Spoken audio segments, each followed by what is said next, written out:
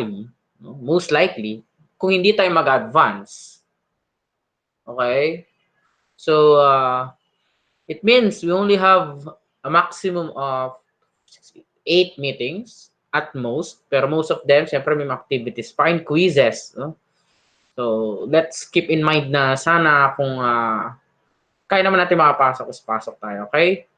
So, pero don't worry. Kung hindi naman siya kaya, okay lang din naman. No? Plus, please just inform me when problem arises.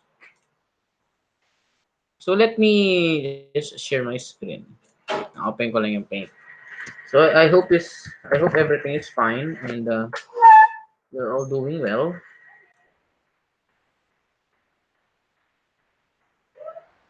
Hmm. Ay! Okay, ito. Okay, share screen. Hello, nandyan pa ba kayo guys? Ba't hindi kayo nagre-react? Are you still there? How about yung others? Parang, okay, good. So, si Hosea, hindi siya yung early bird natin today, no? Unlike yung dati, no? So, second lang si Hosea ngayon. Natalo siya ni John Lloyd. Si John Lloyd ba nandyan? Umaga lang siya naglagin din, di na siya nagsalita. Makalino, nandyan ka ba Makalino?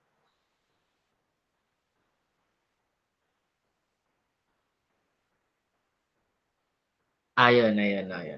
Okay lang yan, Hosea. Bawi ka na lang. Bawi ka na lang ah, sa susunod. No? Magkasunod lang kayo actually. Very close lang yung time ninyo together. So, napagkasunduan ni Hosea at ni John Lloyd. Uy, issue. So, let me just quick discuss yung ginawa nating activity. So, yung last problem, which is this one. So, we have now here given a problem in which, let me read. So, the magnitude of F so that the resultant couple of moment is 1.5 kilonewton meter and it is indicated here clockwise. But, mamaya, papakita ko sa inyo, some of your classmates didn't follow. Well, actually, hindi naman sa hindi nila finalo. Pero they tried to solve it in a opposite way. Pero same lang naman makuha mo. Okay? So dito guys, kung i-imagine natin yung problem, so may dalawa tayong moments. Meron tayong dalawang couple rather. So paano natin mapapatunayan that both forces are in couple? Number one, syempre is yung kanilang magnitude should be the same. So in this case, we have forces here, 2 kilonewton and 2 kilonewton. So they have the same force. So to check na isa sa mga parameters na sila ay couple. And then the next parameter na kailangan nating i-consider is what? They have the what? They have the same, they have the opposite orientation direction. So ibig sabihin, they should be opposite with each other. Okay? And then we have next another pair of forces in which they are also coupled because the forces between these two is now dependent on the resultant couple moment, which is this one. So this means these are now both couples. So in this case, hinahanap natin ano ba ang value ng couple na yan.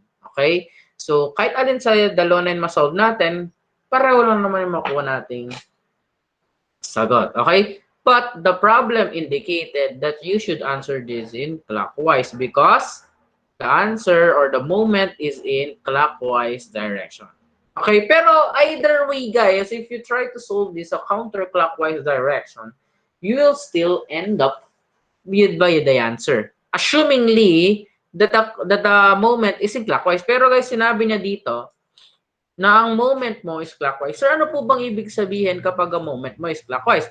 So as you all know guys, yung pinag-aralan natin, by default guys, lahat ng moment na umiikot papuntang clockwise direction, these are denoted as positive. Meanwhile, kapag naman yan ay counterclockwise, CW and CCW, so they are denoted as negative, no? So orientation lang naman natin ang mga iyan. So, though nakasanayan na kasi sa engineering na lagi yung clockwise, we always allot them to the positive side and then yung kabila, negative. Pero wala naman batas na nagsasabi na ganun yun, guys. No? So, pwede natin pa rin pagbala-balik rin yung mga yan. Like sinasabi ko sa inyo, kapag nag-summation of forces tayo, it is not all the time. Yung upward is positive and then yung downward is negative. It is still up to you now kung ano yung orientation. Okay? So, next one is this. So after that, i-analyze natin yung problem. So basically, we are given now a resultant couple moment. Well, sa mga books na ubasa niyan, resultant couple moment or moment couple, okay? So baka malito kayo, baka magkakaiba po ba yun, sir? No, iisa lang po yun, guys, okay? Iisa lang yung moment couple, couple moment, or minsan resultant of couple. So isa lang yung mga yon, okay? So how do we deal moment? Again, so recall lang natin ha. So when we deal with moment, so sabi ni moment, ang moment daw guys, ang kailangan lang naman is dapat meron kang force applied multiplied by its perpendicular distance. O yan, small letter D na lang. Okay? So ang reminder lang naman ni moment dito, dapat yung D should be what? Perpendicular distance. No? This D value now is the distance between the two forces and they should be perpendicular with each other. So in this case, guys, as you can see in the problem, etong pangalanan na lang po natin to na moment.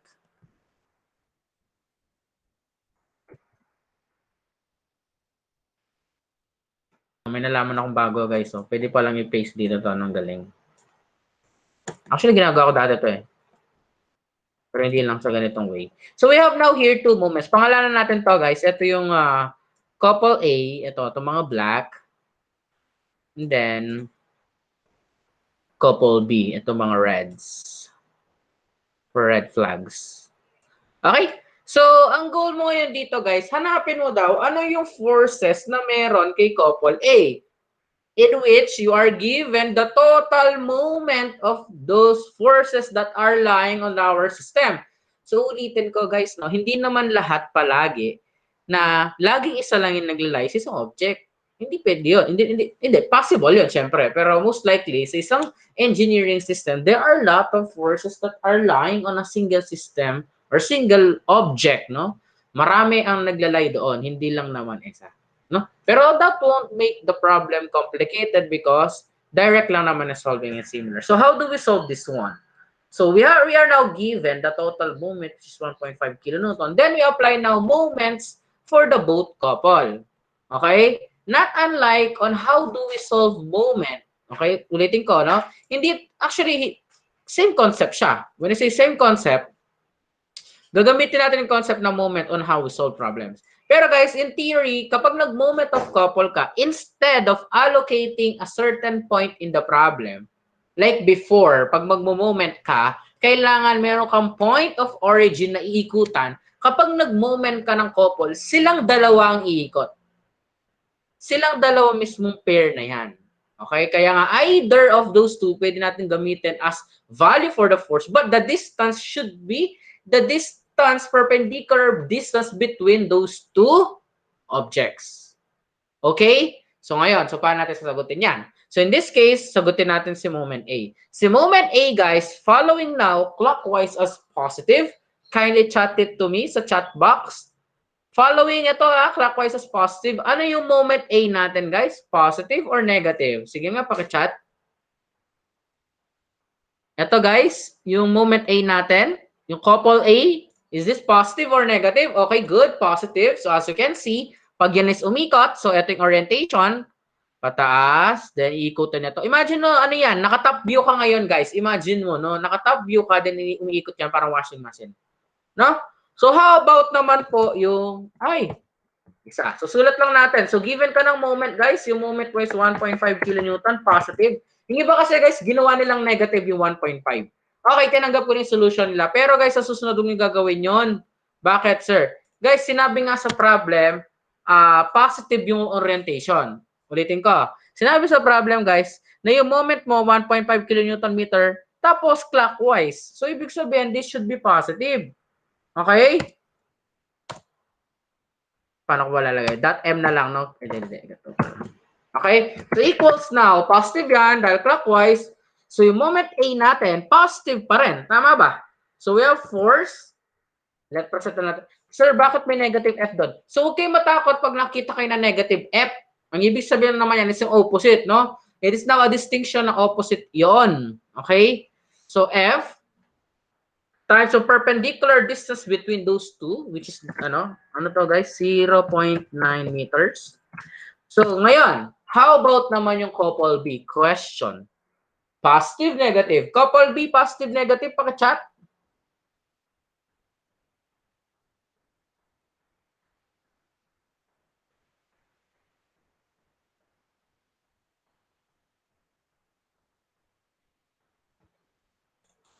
Negative. So si Ethel medyo matipid. Okay, sige. Dash lang yung sagot ni Ethel, guys, ha. So negative, negative. Si Ethel, dash ang sagot.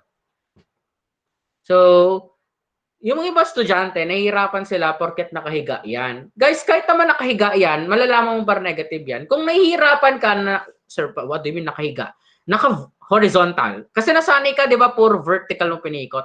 Regardless, guys, kahit naman yan ay, tawag dito, naka-horizontal, wala namang problema. Why? Pakita ko sa inyo. Sagutin muna natin to.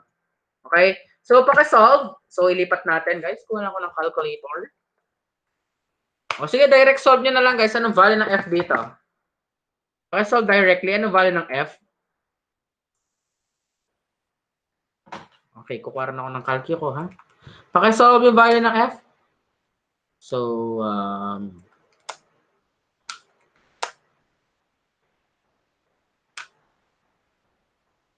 1.5 plus 600. Okay. 2,000, 2.33.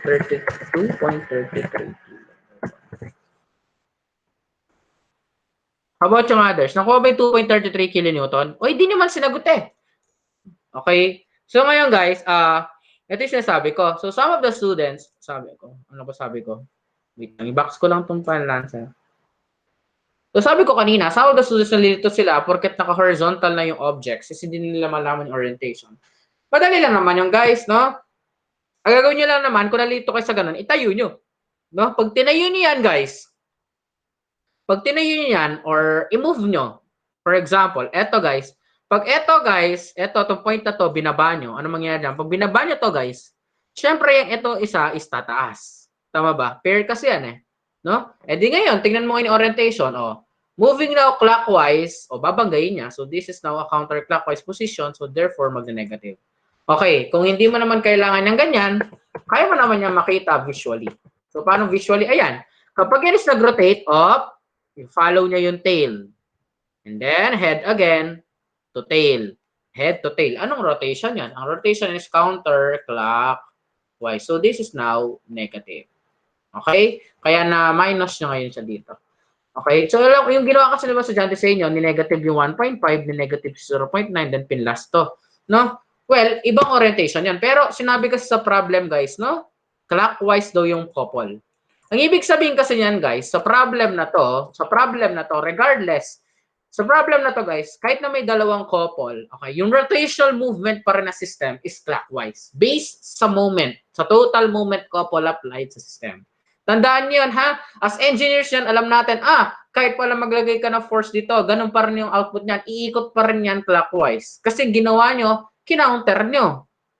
Which is tinanggap ko naman ng sagot, okay lang. Pero next time, pag in-indicate nila that the moment couple is clockwise yun. Okay? So, next. So, actually, nag-check naman ako nito, lahat naman na. Pero meron parang nagkamali. And, siguro konting analyzation pa. Try natin, okay? So, let us try to solve this problem. Siyempre, ganun pa rin gawin natin. Try nyo akong unahan, kung possible. Okay?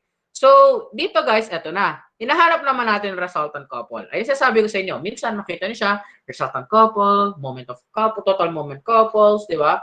So, baka malito kayo, no? Pero similar lang yung mga yon. Okay? So, we are now here to find the resultant couple by this problem. So, let us try to solve this one.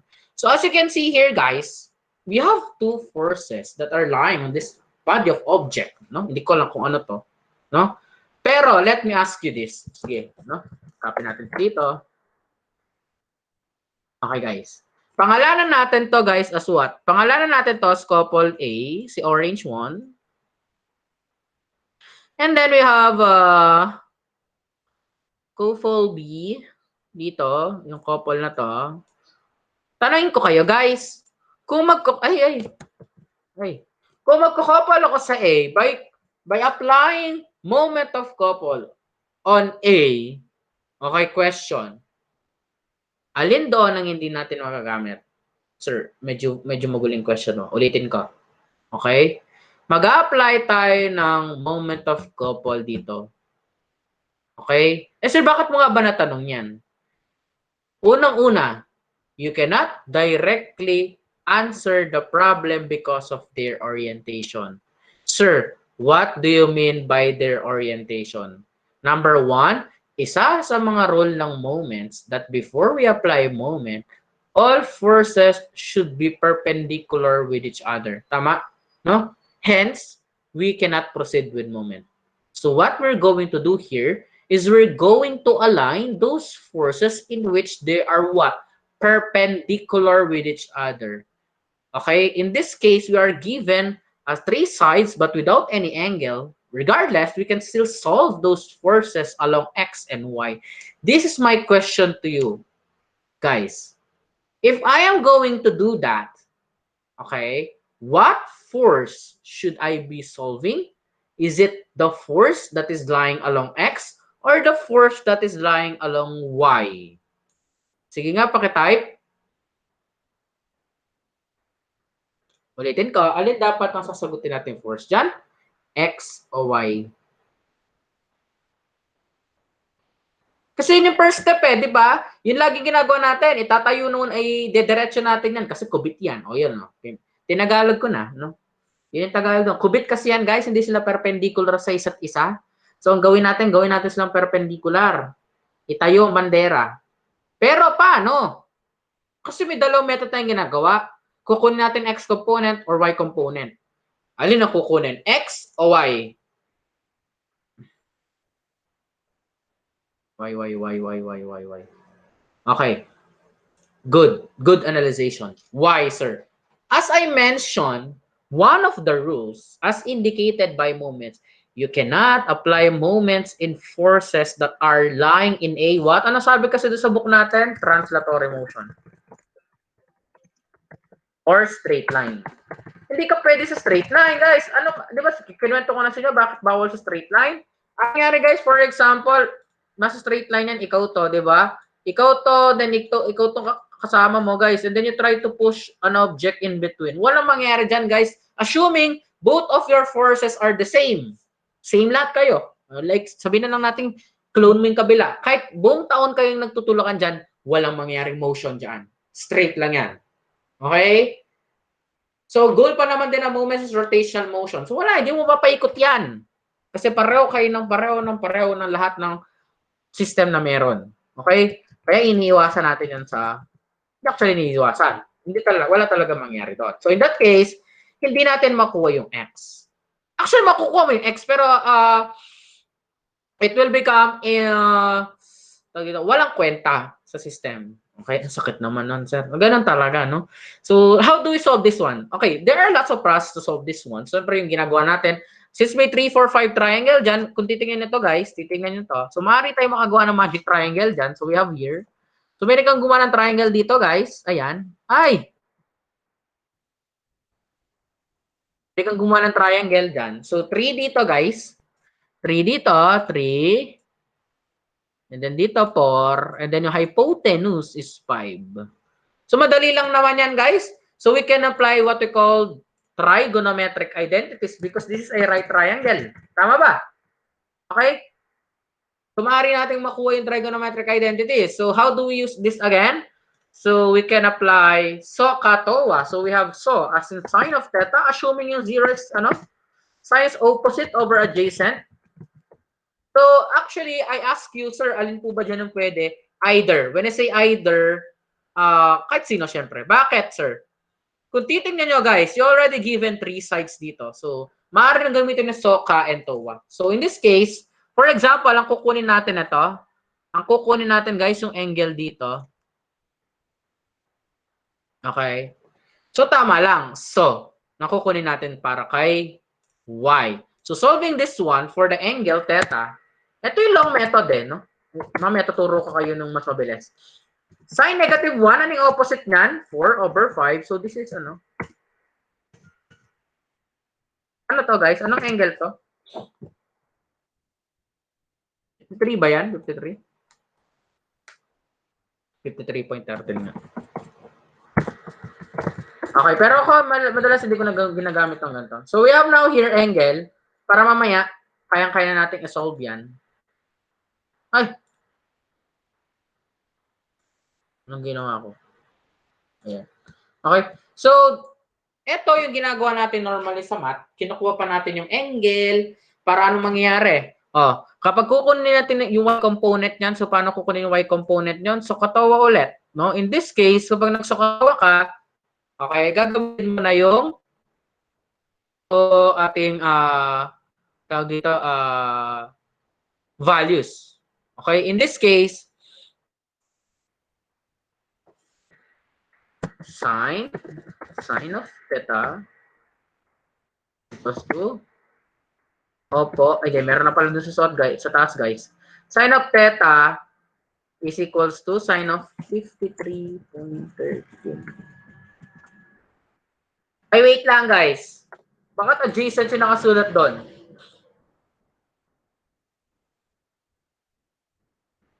Anong kalokohan yan?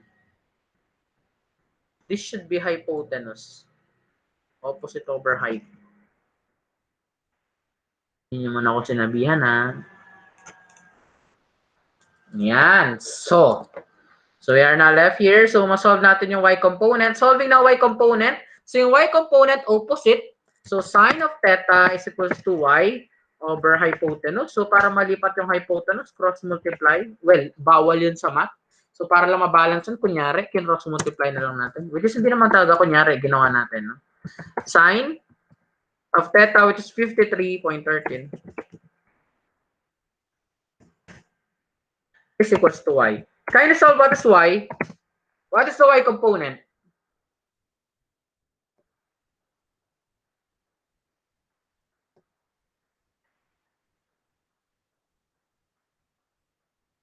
Ano yung y component? Wait, labas kayo ng calcu, guys. Ano yung hypotenuse, sir? 300 pound. 300. 300 yung hypotenuse ay no, yung given. 300 sine 53.13. Ayun, 239.99. Okay, ay. Okay, tama ba? Tama ba, guys? Saktong 240 sa amin, sir. Saktong 240 sa inyo, bakit sa akin hindi? How about yung others? Kalkyo ko nga, bakit saktong 240 sa inyo, sa akin hindi? Okay, so that is one method on how can you solve this one. Okay, pero guys, ako hindi ko ginagawa yan. Hindi ko ginagawa yan actually kapag tinuturo mo pa, sir. Siyempre, lahat tuturo ko sa inyo, no? Wala nang magic dito. Hindi ko ginagawa to madalas kapag ako ay given ng 3 sides. Kapag given ako ng 3 sides, guys, ginagamitan ko lang ng trigonometry yan. Hindi ba given ka na ng hypotenuse? Okay. Instead of doing this, tawag dito, mahaba. So, para makuha yung value ng y, anong kailangan mo? Which is this angle, anong kailangan mo? 4/5. Ito kasing sine over 4/5 na to, this is already the angle. So, ang gagawin natin din is shortcut niyan, guys. Para makuha yung y, ang gagawin mo lang, guys, is what? Y is equals now to yung total force of what? 300 multiplied by 4/5. So, this is equals to 240 pounds. Okay. So, yun yung shortcut, no? Ito din po yan, guys. Ito din po yan. Yung hypotenuse multiplied by sine 53.13. Yung sine 53.13 kasi, guys, it is equals to arc sine of 4/5. Instead of doing this one, ito napakadaming proseso. You can just directly, gawin mo na lang, kunin mo yung ratio ng sides na yon na nagre-represent sa y, which is 4/5. Okay? So, in this case, solve din natin yung x para lang for the sake of solving. Solve natin yung x, guys. X now is equals to 300 multiplied by 3 over 5. So, bakit naman po 3 over 5? Kasi nga, guys, adjacent over hypotenuse. So, this will become 300 multiplied by 3 over 5. Kapag given ka ng sides, guys, yan yung madalas na ginagamit. No, hindi na yung angle. Kapag given ka ng sides lang, well, kung sa kayo masaya, kung gusto niyo kukunin niyo pa yung angle value, ganun din naman kasi. Okay? Pero, syempre sa math, gusto natin yung medyo mapapadali tayo, kumbaga. No? Hindi tayo mahihirapan. Pwede naman sa akin yung ganito na lang, guys. Sir, ulitin niyo po nga, paano niyo nasabing 4 over 5 at 3 over 5 yung y and x? So, as you can see, looking at this figure, so ito yung angle na kinukuhanan. Ito ha, makinig kayo guys, ito yung angle na kinukuhanan. Ito pa naman. Okay? So, para makabuo ng y dyan, guys, kailangan mo daw ng opposite. Di ba? Ito yung y eh. Itong y, guys, yung nakatayo. Okay? So, that is opposite. So, that is 4 over 5. Eh, sir, paano naman po yung x? Itong 3. Adjacent. So, 3 over 5. So, diretso lang. Pwede naman yun. Ratio. Kasi, guys, ito, inverse lang naman yan yung ginawa nating process sa solving. So, same pa rin naman yan. Kahit, tingnan nyo, wala naman daya. May question ako sa inyo, guys. No? Ang sabi nila, guys, etong 300 pound, makinig kayo, tingin dito, etong 300 pounds, guys, ito yung resultant ng dalawang forces. So, nakapag-generate ka ngayon ng y, tingnan nyo, ha? Nakapag-generate ka ngayon ng y, and nakapag-generate ka ng x. Tama ba? So, yung y mo, 240, yung x mo, 180. Hindi ba base sa physics? Ang sabi nila, etong 300 pound resultant is the sum of its component. Pero if I am going to look closely, pinag-add ko yung 240 and 180. Ang sagot nun, 420. Bakit hindi equal sa 300? Ulitin ko. Ang sabi nila, guys, etong result ng 300 should be the sum of its components. Why is it now, pag pinag-add mo yung dalawang component niya, ang labas 420, hindi 300? Bakit, guys? May mali ba dun sa concept? Kung alam niyo yung theory ng resultant.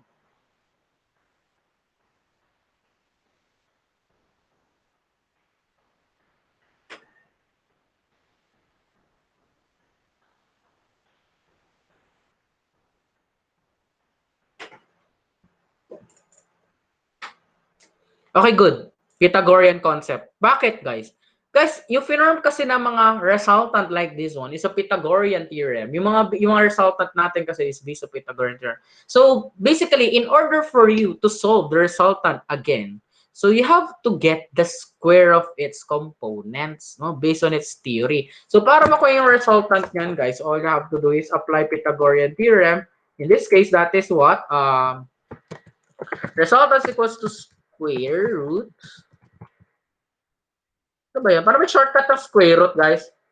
Square root of the following.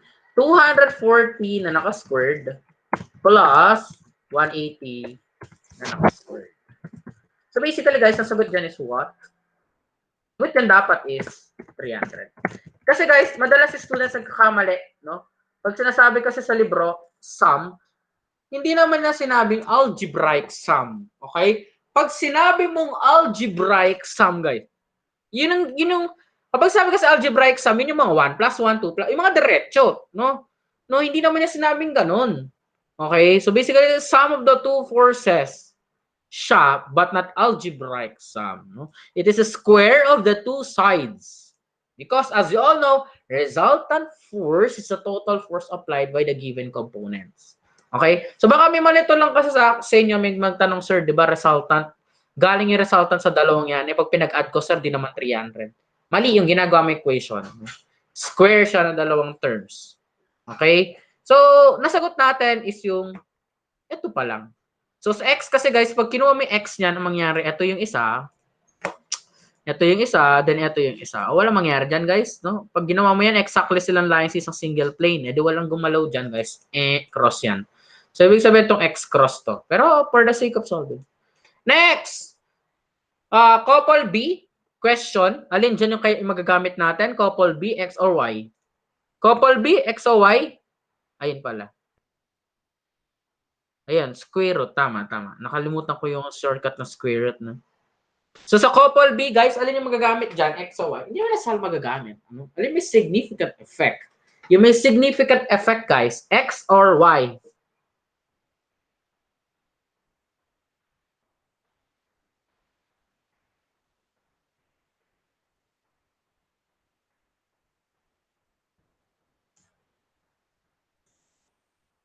Hello, guys. Dito sa couple B natin, yung nakamark na red. Alin dito yung merong significant effect? Yung may kwenta ba? Okay, X. Kasi guys, kung mapapansin nyo, pag kinuha natin yung component along Y, which is this one, ito tatayo. Then yung isa dito, walang kwenta yan guys. Walang effect yan sa system. Wala yan. No? Cross. So basically, solve natin yan. So ngayon, solve natin. May angle na guys. Given ka na ng angle. If that's so, kuha tayo ng isang pair. Kung may angle yan guys, gawa tayo ng magic triangle dito. So may triangle dito. Then may triangle dito. So, okay, question. Kung kukunin ko yung x, cosine or sine by the given angle? Up. Anong kukunin dyan, guys? Kapag isolve ko yung x, cosine or sine by this given angle? Good. Ka or cosine. So, if that's so, solve natin. Ka yung gagamitin. If that is ka, susulat lang natin na cosine of theta, assuming 0 is theta adjacent over hypotenuse. So, ano yung given, guys? Ano yung given? 150 pounds. 150 pounds. Then 30 degrees. Solve natin. Ang goal mo, ma-solve yung adjacent. So, cross-multiply lang yung height. Height. Brace. Zoom natin. Height, then brace, cosine of theta. Ano yung cosine? 30. Is equals to adjacent. So, adjacent now is equals to the hypotenuse of 150 multiplied by cosine of 30. Okay, pakisagot. Ano yung value ng ano natin dito? Adjacent or yung x value? Ano yan, guys?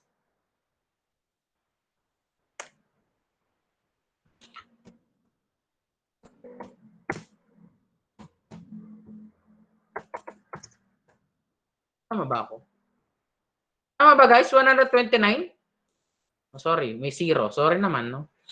Nakalimutan ko nga pala. 2 decimal pala. Okay, next. Let us try also to solve y.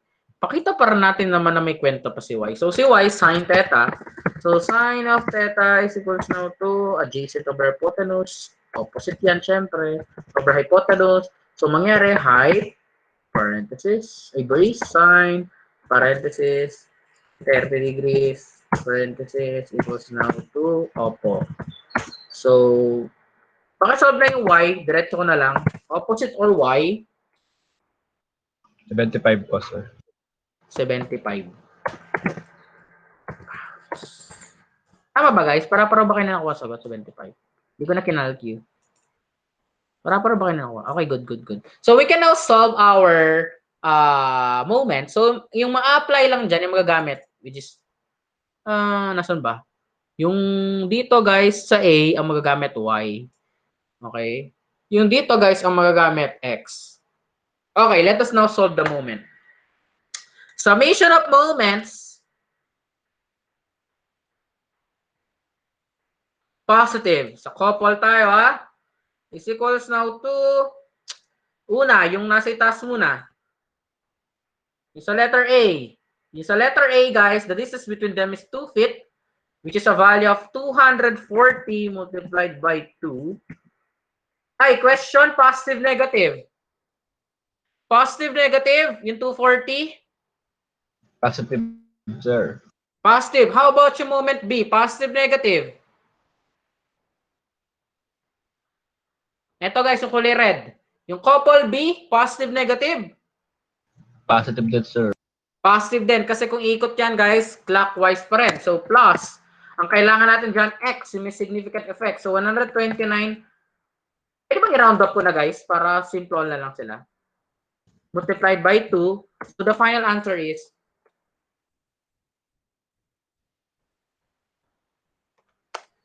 740.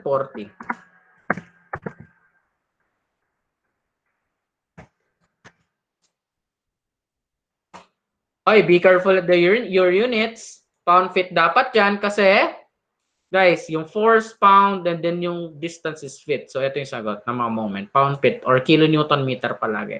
So, on the double check natin, guys, kapag yan is umikot, clockwise para naman yan. Ayan. Which, hindi siya ikot ng ganyan. Ito, clockwise para naman yan. Ayan. No? So, positive dito, positive dito. No? So, that's it. No? So, ganun lang natin sila kadali i-solve. Okay? So, may question ba sa problem na yon? May questions ba sa problem na yan, guys? Wala pa naman. Okay? So, let us try this problem. I will give you 2 minutes. No? Kindly chat sa chat box natin. Ba't ka na? Nag-move yung ano. So, this number 4. Ano ba yan?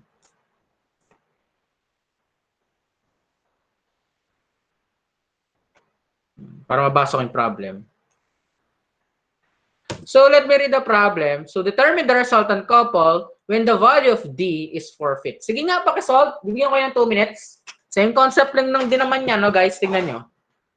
Sagutin nyo daw yung resultant moment, tapos, yung value ng D. Ito, yung D dito is 4 feet. Pakisolve, guys. For recitation lang. Ang 2 minutes, ha? Until 12:44. Kaya ba? Kaya ba 2 minutes? Tingnan nga natin. Masasagot ba natin sa 2 minuto? Abangan.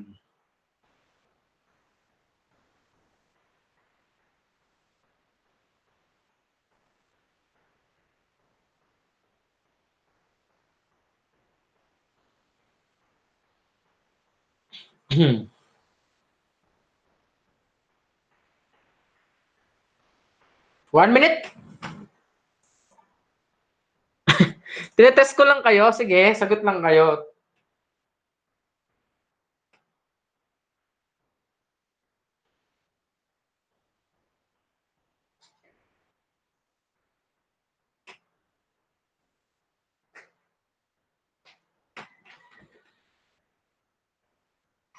Kasi alam niyo ba sa board, bibigyan ka ng ganyan sa board exam, guys. Tapos, ang parang theoretical maximum solving time mo lang is 2 minutes. Using yung oras ng board exam. So, sa ganyang problem, guys, dapat sa 2 minutes masagot mo siya. So, try lang natin. No? Wala nang masama. Ulit-ulit lang naman yung solving ng moments, guys. Ganyan lang naman yung mga problem sa moments. May mga hirap, pero kapag na-master niyo yung basic concept, easy na lang yun. 181 pound-feet. So, may sumugot na sa atin. O, syempre, yung iba niyan, tatype na lang yan, no? Hindi! Patunayan nyo pa rin, guys, no? Huwag niyo lokohin yung sarili nyo, ha? Masarap sa pakiramdam na nasagutan mo siya.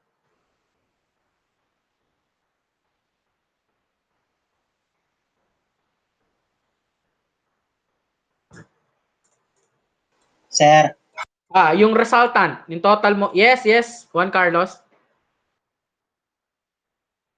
Ay, may tumatawag ba sa akin? yun din tanong, sir. Ayun, yung resultant. Resultant couple. Ng dalawa. Oras na. Sige. Sagot lang kayo. Para recitation nyo. Sayang, guys. Lalo na mga hindi sumasagot dyan. Sagot-sagot din kayo pag may time. Diyos ko, umaapaw na yung mga grades ng mga laging sumasagot. Yung resultant couple, no, ng dalawang yan. Sa quiz nyo, bibigyan ko kayo, ganyan, 5 lang sila. Ulit-ulit lang naman yung process. Eh di, kayang-kaya yun, di ba?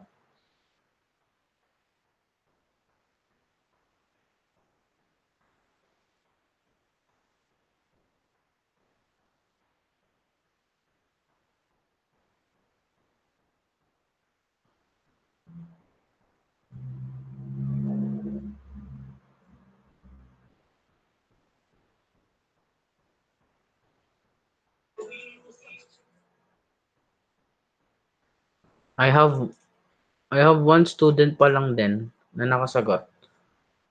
So si Jansen, no, bilis. No? 1 minute lang niya sinagot, Theoretically, Ron, i-add natin yon. Pero hindi ko pwedeng sabing add. Kasi di ba minsan nagne-negative? O hindi siya add nun. Pag nagne-negative yung isa, minus siya. No? Ang goal lang, di ba, algebraic sum. Ang sabi ng moments, para makuha mo yung total couple moments, algebraic sum. Pero, papansin mo pa rin yung orientation nila. Kasi di ba yung isa magne-negative or yung pwedeng isa magpa-positive. Okay? Sige. Try to answer. Ay, wait. Nawala sa screen ko. Ito. Ay, sorry. Ayan. Wala ko ng tubig, guys. Wait lang.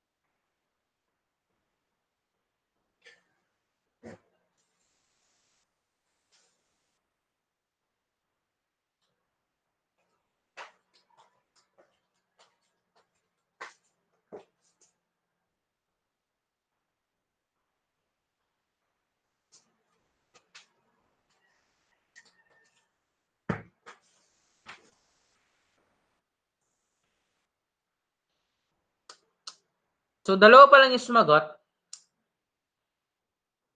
How about yung others? Sige, bibigyan ko kayo ng 2 minutes pa. Pero dinote ko na yung mga time nang nagpa-pass.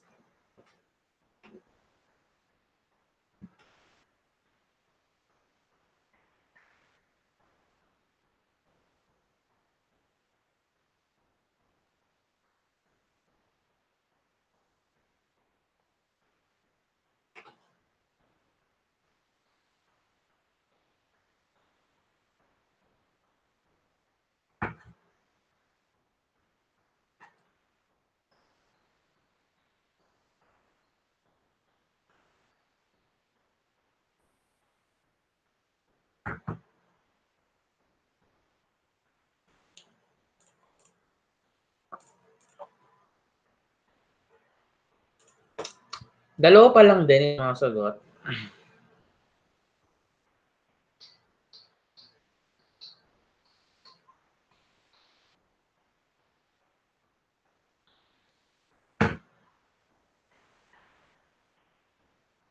Guys, hello. Nandyan pa ba kayo? Hello. Hey, nandyan pa ba kayo, guys? Wala, naglag yata ako. Hello? Ay, ito. Akala ko naglag ako, guys. Walang sumasagot. Sagot kayo, guys. Meron given.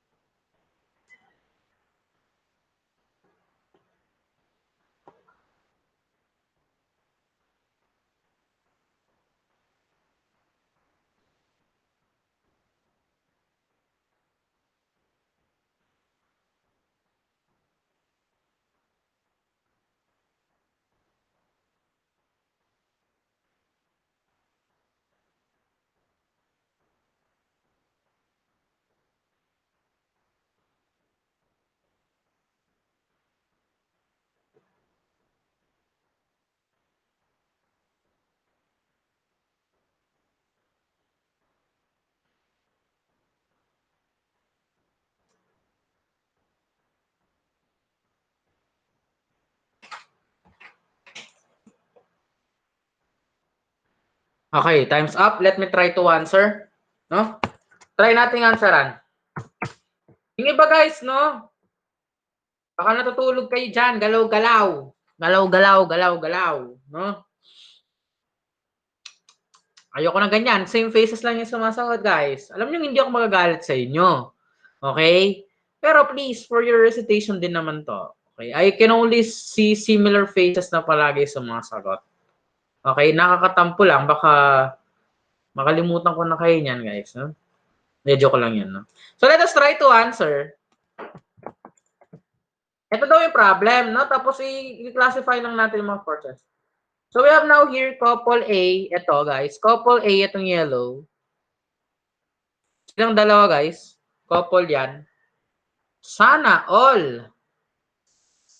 Malapit ng Valentine's. And then we have another couple here. Then we have another couple here.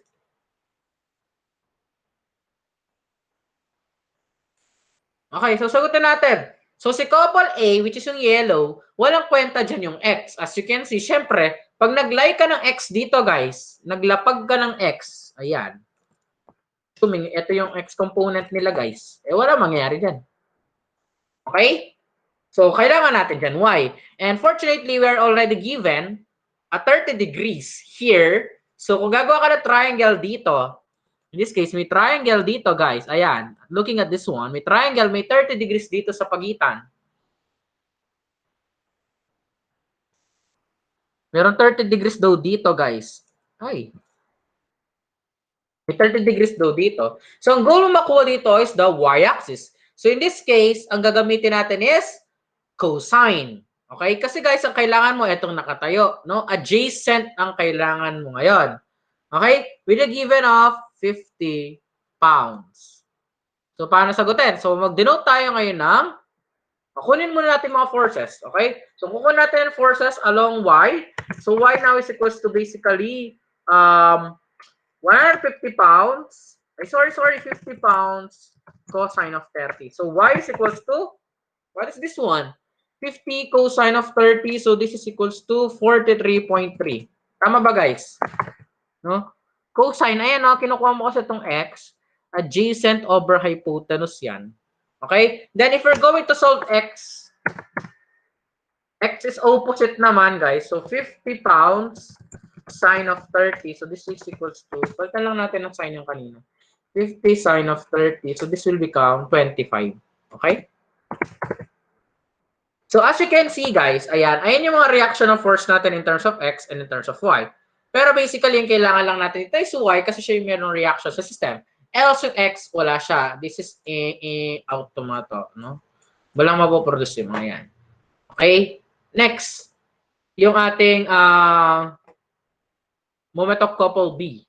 Ay, moment of couple at B. So, guys, 3, 4, 5 na naman. Kung makikita nyo, guys, ang walang kwenta dito yung kanilang Y. Kung titingnan nyo, guys, pag in-X natin dito yan, so mag-0 lang yan, guys. So, this is cross again. So, we are left with solving yung kanilang X component. So, kung gagawa ka ng triangle dito, guys, ayan. This is, again, a 3, 4, 5 triangle. If I am going to place, okay, ang angle here, so para makuha yung X, anong kailangan mo? Adjacent over hypotenuse. So, in this case, that is 4. Kung makita nyo, guys, this is 3. Tama ba? And this is 4. So, that's basically 4 over 5. Kaya kung isa-solve natin yan, guys, para makuha yung, ano ba to? X. Para makuha yung X, guys, this is basically 80 pounds. I-shortcut na lang, 80 multiplied by 4 over 5. So, that's equals to 80 multiplied by, calcu, 4 over 5. So, this equals to 64. 64 pounds. O how about naman si Y, sir? Si Y, ganun din. Y is equals to 80 multiplied by 3 over 5. So, Y is now equals to 80 multiplied by 3 over 5, 48. Okay? Pounds. Nice. Okay. So, I hope na ma-master nyo na yung paggamit ng ganito, yung mga fraction. Pero pag di pa kayo, ay, ano nangyari? Pero pag di pa kayo sanay sa pag-ganyan-ganyan, okay lang naman na kunin yung angle neto, guys. Di ba para makuha yung angle niyan, pwede kayong mag-cosine, sine, or tangent. Pero yung shortcut, ito. No? Since x kasi hinahanap, ito guys, oh, tandaan nyo to, ito yung hinahanap po, ito, yung x. Kulay natin ng yellow. Yun yung hinahanapan. Since yun yung hinahanap, guys, and then ito yung angle reference, ito. So, para makuha yan, tinatapakan niya kasi yung adjacent. So, adjacent over hypotenuse ang gagamitin. Wala kang value ng adjacent, pero gagamitin mo yung ratio ng sides, which is 4/5. Okay? 4/5. So, sa x yun. Pag naman y, etong opposite, so ganun lang. Opposite is 3/5. Okay, kaya ayun. So, we now solve the moments. Okay, dito nagkatuloy-tuloy yung mga klase nyo. So, pag nag-solve ako ng moments, ayoko na ito. Green tayo, green. Okay, summation of moment of couples, clockwise positive, so this equals to what? Kung titingnan natin to guys, look closely. Kapag yan, dinerecho ko yan, pinaikot ko, head to tail, head to tail to head to tail, so this is positive, tama ba? Ang kailangan natin lang gamitin dyan is y. Wala tayong pakialam dun sa x. So this is basically equals to, pakita natin. Kung dito naman po, ito ay, kung titingnan nyo to guys, head, tail, counterclockwise yan. So this will produce a negative reaction sa moment. Ulitin ko guys pag pinaikot mo to guys, ito tingnan nyo head to tail to head to tail. So counterclockwise yan guys, counterclockwise yan. So negative yon.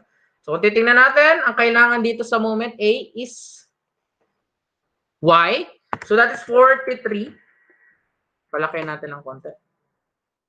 43.3 pounds. Positive. Minus. Yung kabila, ang kailangan sa kabila, guys, x. So that is 64. 64 pounds. So the answer should be what? So the answer is what, guys?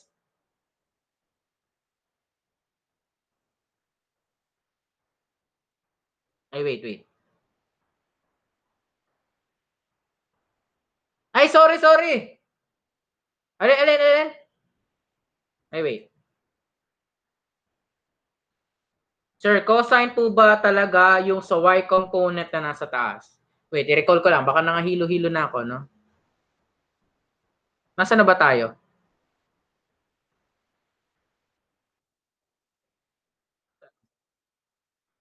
Ayun dito. Wait. Ang gulo kasi ng drawing yan. Tingnan natin dito. Ito. Kukunin yung ating dito. Y component, di ba? Ano ba sinasabi niyo dito? Opo, sir, yung sa y component. Yung opposite po yan, di ba, sir? Hindi po ba sign yung gagamitin? Wait. ISO pala, so. Bakit?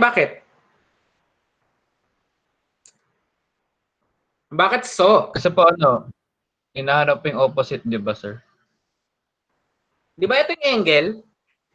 Ay, joke, sir. Oo nga. Ngayon ko lang na-gets. Di ba guys, ang opposite niyan is x? Uy, wag niyo, ibig sabihin, iniisip niyo kapag dito siya nakaharap sa taas, y na yon. Nagigets niyo ba yung logic niyan? Tingnan niyo Hindi po pala niya kamukha yung sa kanina. Hindi niya kamukha yung kanina, guys. No? Imagine niyo na to. Hindi ba ito yung angle? Nakikita niyo ba, guys? Hello? Guys, naintindihan niyo ba ako? Di ba nakikita niyo ito yung angle? Kung ito yung angle, di ba ito yung y? Ito yung y component and then ito yung x component. Naintindihan ba? Pakita ko ilabas natin yon. Ito yung reference point ng angle and then ito yung resultant. Oh my God.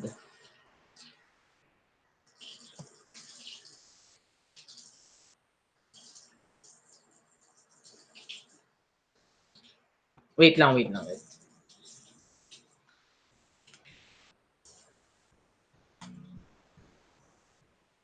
So, ito yung reference natin and then nakalagay dito, angle niya is, anong angle nito? 30. And then ito yung force na 50 lang to, di ba? Mga 50 pounds. Okay. So ito yung sinasabi mo sa akin, Johnson. Ayan. Ito yun. Meron kang 30 degrees dito sa gilid na in reference sa vertical mo dito. And then, paano makukuha yung y component? Paano makuha yung y component niyan? Di ba magkakaroon ngayon ng x component yan, tsaka y component by this given angle.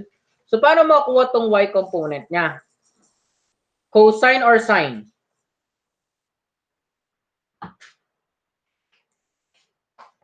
Hello? Hello, guys? Uy. Cosine po, sir. Eh, bakit?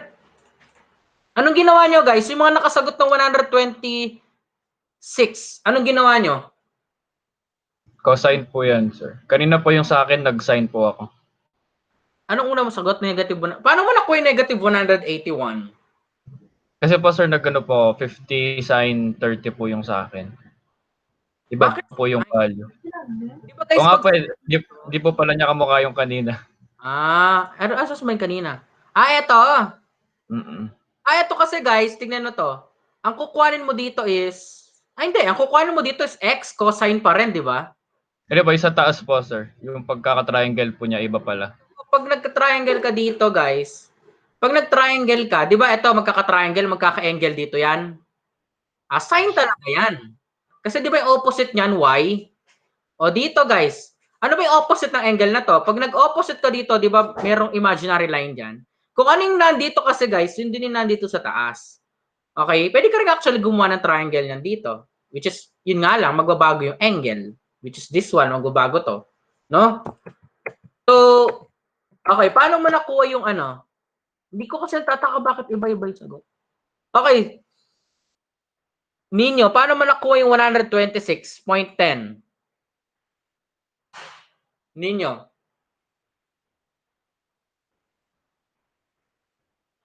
Hello, Ninyo?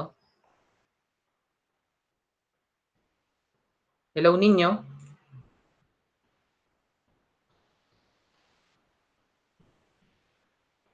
Hello?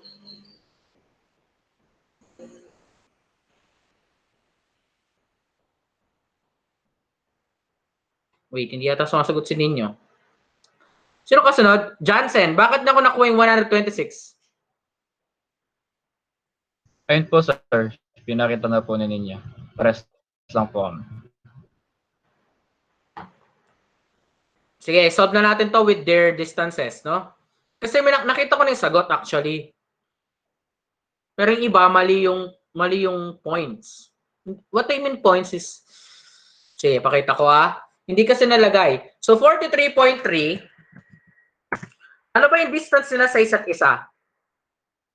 Ano ba distance ito? 3 feet. Di ba? Minus 64. Ano distance sa 64? Yung D which is 4. Ano sagot dito, guys? Ano sagot dito, guys? Negative. Tama ba? Tama ba yung sagot ko, guys? Yes, sir. Medyo nalito tuloy ako. Kasi yung una ko nakita sagot is 180. Positive. Negative 180. So yung pagkakamali mo talaga, Johnson, yung orientation. Opo. Sa Okay. angle po. Ayun sa triangle. Tandaan mo to palagi, since this is our angle, no? So, y yung kukunin. So, adjacent yan kasi naka-opposite siya sa kukunin mong hypotenuse. Okay? So, ngayon, guys, may nakita ako mga positive kanina, then yung iba nalito sila na orientation pag ganon. Okay. Kanina pala, kaya pala, hindi ko pala nalagay yung distance dito, no? So, ang sagot niyan dito, guys, the moment is in counterclockwise. Dapat sumulat niyan kayo dito. I-justify nyo the moment couple. The The resultant moment couple is in counterclockwise. So basically, nag-negative siya, guys. Ibig sabihin, yung object natin dyan, which is yung, kung ano man yan, yung system dyan, ang nakikreate na total moment dyan is counterclockwise. No? So yung nabubong motion dyan, pabaliktad ng original designated orientation. Guys, di ba sabi ko sa inyo dati, ang isang perfect example ng moment ay ng couple is yung mga steering wheel. Dinesign natin yung mga steering wheel kung saan hindi ganun kabigat sa left, hindi ganun kabigat sa right. Dapat balance yun, guys. Hindi yung, guys, malakas siya paghatak sa right, malakas siya paghatak sa left. Okay? Kaya nga sa engineering, dinidesign natin yung mga yan, iniiwasan natin kung saan na yung design natin, mas malakas pala siya, pabaliktad, which is this one, 126.1. No, counterclockwise siya. Yung dinesignate mo, 'di ba, papuntang clockwise, which is ino-oppose niya ngayon yung total couples natin ngayon. So ibig sabihin kung manibela 'yan, mas malakas yung right sa left. Hindi, tama ba? Hindi, mas malakas yung papunta sa left kaysa sa papunta sa right. Okay, parang konting pihit lang, guys. Nasa left ka na, unlike dun sa right. So ganun natin gina-apply yung ating couple moments diyan. Okay? So I will give you now an activity to be passed until 1:30. So I will still acknowledge all of these answers, but I won't acknowledge no unit. Huh? So yung mga walang unit, pasensya na, no? So we always answer incomplete units. Okay? So before we end this class, may I request, no? If I may questions pala, further questions, guys. Bago tayo mag-activity. Further questions and clarifications. Questions, guys. Guys, kung wala na, maaari ba akong makapag-request? So mag-open camera tayo for documentation purposes lang. Okay lang po ba? Guys, maaari ba akong mag-request na makapag-open cam para... Anong ano po ulit? I will accept. Anong I will accept? Tatanggapin ko na yung mga sagot ninyo. Di ba? Kahit na late silang sumagot. Pero yung mga walang unit po, hindi ko natatanggapin. Yes, question, Lars. Anong question mo, Lars? Yun nga. Tatanggapin ko na yung mga sagot nyo, pero yung mga walang unit, hindi ko natatanggapin. Okay, guys. Open cam tayo. Yung mga pwede, guys. Yung mga wala. Ako minsan lang mag-open cam ulit. Mag-open cam nga ako. Para naman makita nyo pa akong buhay. Baka nakalimutan nyo na kung anong itsura ko, guys. No? If you're wondering. Malay na robot na lang pala yung sasalita